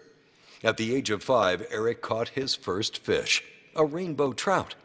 Years later, his father said that he knew from that day fishing was going to be a very important part of Eric's life. At the age of 9, Eric's family moved to Southern California, where he spent most of his free time fishing on the Santa Monica Pier and taking half-day offshore trips with his father. At 17, Eric began to work as a deckhand on boats fishing the Catalina and San Clemente Islands. Eric's interest in fish and their aquatic environments expanded when he became a certified scuba diver at the age of 18. And his time on and under the waters off California would lay the groundwork for what would become his life's work. Eric played 4 years of college football, after which he completed his graduate school degree in fisheries science at the Humboldt State University in Northern California. He then applied for and was accepted to the Virginia Polytechnic Institute, where in 1977 he earned his PhD in fisheries. After graduating, Eric says, the rest was history. Eric then began his career at the U.S. Fish and Wildlife Service in Clemson, South Carolina. After a 3-year stint in 1980, Eric joined the U.S. Department of Commerce and began working for the National Marine Fisheries Service in Miami, Florida. He was immediately tasked with working on blue marlin and billfish and quickly became the subject of the majority of his life's work. For the next 37 years, Eric established himself as one of the world's top billfish scientists. While working with National Marine Fisheries Service, his primary duties included taking the lead for the agency in conducting and coordinating Atlantic billfish research activities, development and implementation of the Atlantic Billfish Research Plan, and coordination of the International Commission for the Conservation of Atlantic Tuna, ICAT, Enhanced Research Program for Billfish in the Western Atlantic. His international responsibilities also included acting as the ICAT Rapporteur for Billfish and chairman of the ICAT Billfish Working Group to expedite Atlantic-wide assessments on sailfish, white marlin, and blue marlin. During his career, he was a driving force in the Adopt a Billfish satellite tagging program and a leading researcher and proponent of the use of circle hooks. Eric has published over 100 scientific papers on a wide range of topics, including biology, early life history, migration, reproduction, conservation science through the use of circle hooks, and ecology of pelagic species such as tuna, billfish, and swordfish. In his most recent work, Eric's research team focused on how climate change impacts marine pelagic predators in large oxygen minimum zone ecosystems. Eric's work has been recognized by his peers and the scientific community. He's received numerous honors and accolades for his decades of service, including the Outstanding PhD Candidate Award from Virginia Tech, Award of Excellence from the International Society for Pacific Northwest Technical Competitions, Research Award from the National Fish and Wildlife Foundation, the Loki Distinguished Lecturer Award from Texas Tech University, the Certificate of Appreciation Award, Individual Scientific Achievement Award, and Award for Lifetime Achievement from the Billfish Foundation, the Computer World Award Smithsonian Institute Laureate, and the International Gamefish Association Conservation Award. Way to go, senor. Good. All right. That's my daughter.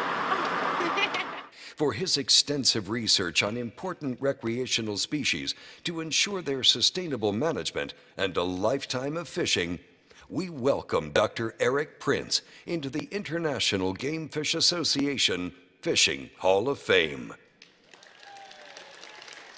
And on behalf of the IGFA Board of Trustees and the members worldwide, I am pleased to officially induct Dr. Eric Prince into the IGFA Fishing Hall of Fame.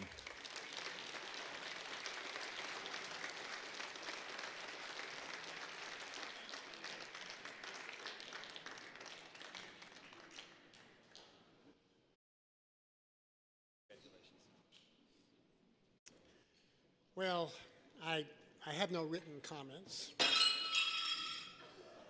because they would have gone as that did. You know, my dad had a big influence on me very early on when I was that little tyke sitting along the banks of the Missouri River way up in the headwaters. They actually caught trout, and they had a hatchery. I remember looking through that chain link fence at the hatchery and was so mesmerized. But my dad told me later that when I was sitting down with my legs crossed, he put a rod in my hand after throwing the line out, and he said, "You watch the tip of this line, and if it starts to jump, you reel in the fish, and that's how you fish." I said, "Okay." But I stood there, I sat down for 20 minutes and never moved an eyelid. And the irony with that was that I was absolutely a ants in your pants child who could not sit still for 2 seconds, no less 20 minutes. And my dad told me that's when I thought that this has really got an impact on this kid. And I always had that from then on out. We moved to Southern California, and I ended up going to University of Pacific for my undergraduate degree on a scholarship. I love football. It was always very good to me. But my mother reminded me when I graduated that I went to University of Pacific because they had a marine research lab on the coast in Dillon's Beach. Only I negotiated a third extra year of my scholarship because I didn't really focus on the schoolwork very well and play football at the same time, and I knew that. So I went to the dean and I asked him if he wouldn't consider letting me in provisionally to graduate school in marine science. And he said, "Eric, why would I do that? You're a very pedestrian 2.3 GPA. And I said, "Well, because I played 2 years here in football, started, and I bled every day out there at practice and sometimes during the games." "Well, you have a point there. I'll call you back in a week." He got me back. He said, "You know, I had to go through a whole committee to get approval to move on." And I said, "But I know I can do this work." He said, "Well, actually, my committee actually agreed with you. And so here's the deal. You're going to take 3 courses at the Marine Laboratory in Dillon's Beach, and there'll be upper grade graduate courses if you get a B or better in each course. But you so much as get 1 C, and they all come down from graduate degree courses to regular courses, and we're going to say goodbye to you. Otherwise, we will let you in provisionally." And I got 3 Bs, and I got them in myself. I knew I could do it, but I took a year off because all they were was invertebrate classes. I wanted anything with a scale on it would have been fine. And I picked up a pamphlet which showed the itinerary of Humboldt State University up north, way up in Northern California, and they had every kind of a fisheries course you can imagine. Anyway, I ended up working for the National Marine Fisheries Service in Los Angeles as a fishery products inspector. So from then on out, I applied to Humboldt State, got in, spent my 2 years, loved it, but would never tell anybody that I was a dumb jock. You know, I just tried to cut that off, and I love the sport to this day. Went to Virginia Tech. I wrote a proposal about artificial tire reefs inside a freshwater reservoir, and somehow the chairman of the Virginia Game and Inland Fisheries meeting, after I gave a PowerPoint presentation on it, he said, "This is one study we're going to fund." And so I fished with all the bass masters of Virginia who helped me tie those things together. I actually published a short story about the research in Bassmaster Magazine. And I guess I found out how to sell my research ideas. Spent 3 years in Clemson, South Carolina. on working on the power plants and their entrainment issues. And then I had my buddy, ex-roommate from University of Pacific, from Virginia Tech, gave me a call one day and said, listen, there's an advertisement for a job at the Southeast Fisheries Science Center, and it sounds exactly like you. You ought to look at it. At least apply for it, Eric. Well, I applied for it. My mom was visiting her cousin in Palm Beach, wanted me to come down, and I called the center director and said, do you mind if I come by and we could talk? He said, absolutely not. I did that, and really it was a marriage made in heaven. He wanted somebody who could write a little bit, and for somebody only out of graduate school 3 years, I had more than a dozen peer review papers at that time, so I fit the bill.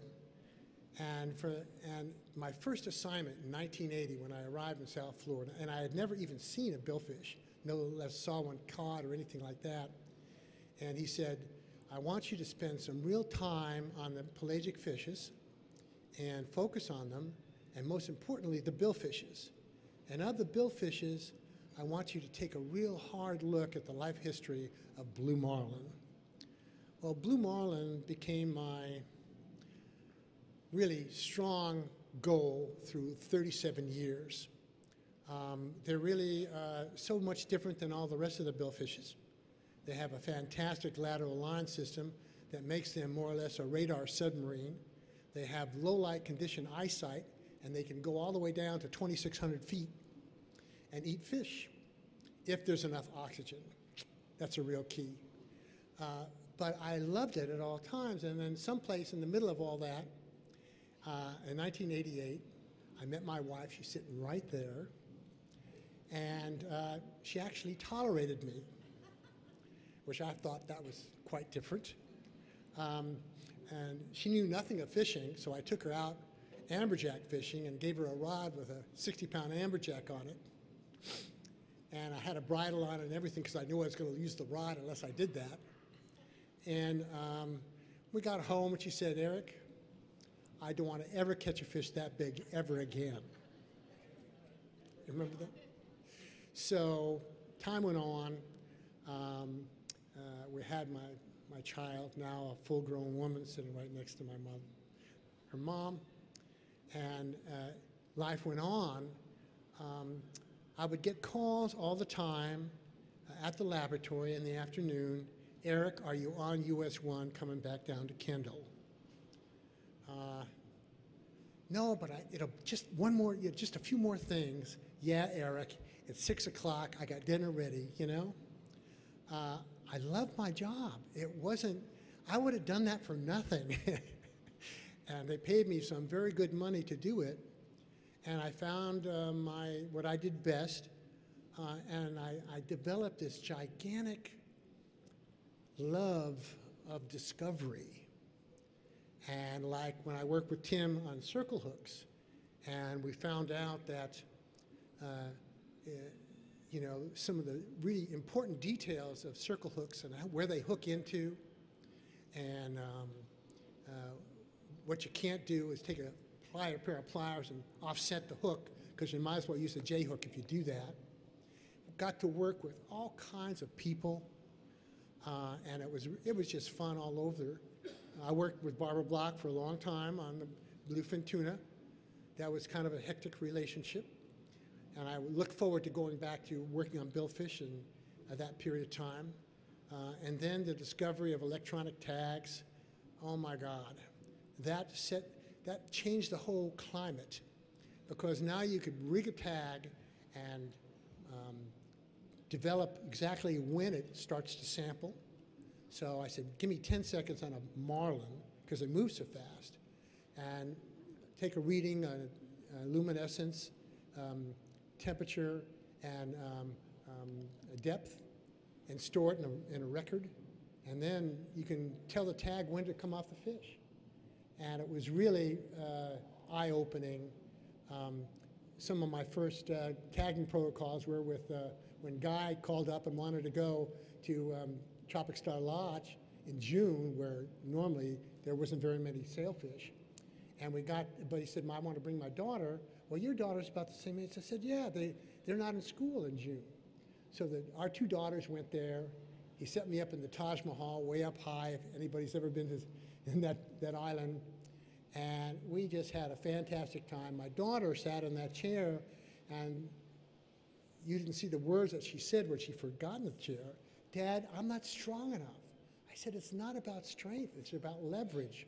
Just do everything I tell you to do, and the deckhand tells you to do, and you go, you'll be fine. And sure enough, we did. Deanna Udell, who worked as guys a lot for his TV show, was there, but complained that, well, Guy won't let me pick up a rod. I really want to catch a sailfish. If I come out in your boat, can you catch a sailfish? I said, sure. Why don't you bring that $5 million camera you have and create a DVD for my daughter? Absolutely. And she was like right behind me for all those things. They didn't play the full, 12-minute or 15-minute video, but it became my protocol for how to tag sailfish, for how to tag billfish. And my colleagues were wondering how to do it, and I just send them a DVD of the video, and they knew exactly what to do. So it was very popular. I got a big kick out of it. My daughter loved it, but quite honestly, before she was 16, which is when she was there, I already knew that she loved the water, she loved to fish, because I took her into the Everglades with 9 million minnows and sat there, and we caught one fish after the other, and every time she had a hookup, she screamed. And still have that video to this day. Anyway, it's been an unbelievable road. Were there times when it was difficult? Absolutely. But I was in charge of an Atlantic-wide program, and that took me away from my research quite a bit. So I was very happy to get back to the research part, and I enjoyed it even more. Did I enjoy going to ICAT and sitting down with all the commercial interests and trying to get them to back off on the bycatch of our billfish? No. And had many arguments with them, and I was there, though, for 30 years, so it wasn't like I was going to, be a short-timer and leave. And we got some concessions and things. We started to do the first really important stock assessment studies in 1989. I think it was the first assessment. We had a whole series of them. And I worked a lot with Paxton. I worked a lot with William Rockefeller, Tim Choate, a lot. I almost lived together for a while with Timmy. And the whole thing was, it was just fun. I didn't work my career for all that time. I had fun all that time. And that's why I became a marine scientist. And I love it to this day. I retired in 2015. My wife and I bought some property in Shalimar, Florida, up in the Panhandle. And we built this wonderful home on the water in Lake Lorraine. And now I can take 94 steps out my back door, and I can catch fish every day that I live from now on out.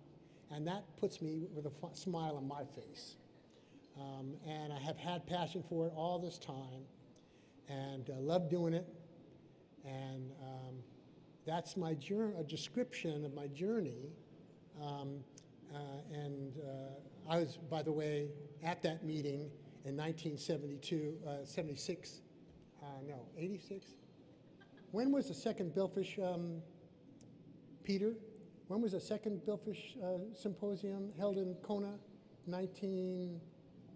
What was the date of that? I don't remember either. That's what happens when you look in the mirror and all of a sudden you're 70 years old. And I looked and said, anyway, I'm still here, still enjoying life. And my lovely wife and my beautiful daughter right over there and can attest to all this stuff that happened with me. Thank you very much. He gets 2 plaques, 1 chipped. Congratulations. Sorry about that. We'll send you another one.